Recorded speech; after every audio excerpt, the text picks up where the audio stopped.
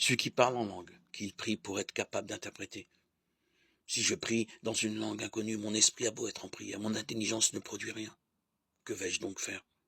Je vais prier avec mon esprit, mais aussi avec mon intelligence. Chanter avec mon esprit, mais aussi avec mon intelligence. En effet, si tu dis une prière de bénédiction avec ton esprit seulement, alors celui qui est là et n'y connaît rien, comment va-t-il répondre Amen à ton action de grâce puisqu'il ne sait pas ce que tu dis? Toi, bien sûr, tu fais une belle action de grâce, mais ce n'est pas constructif pour l'autre.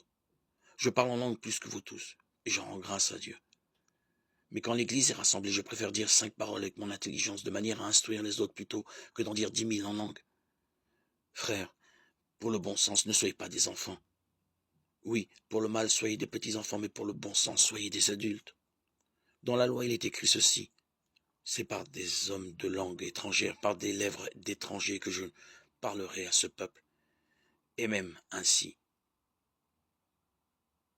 ils ne m'écouteront pas,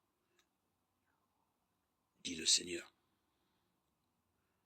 Cela veut dire que les langues sont un signe qui rend manifeste, non pas ceux qui croient, mais ceux qui ne veulent pas croire, alors que la prophétie rend manifeste non ceux qui ne veulent pas croire, mais ceux qui croient.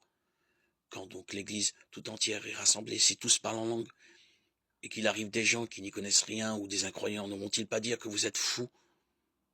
Si au contraire, tous prophétisent, et qu'il arrive un incroyant ou un homme qui n'y connaît rien, ils se sent dénoncés par tous, jugés par tous.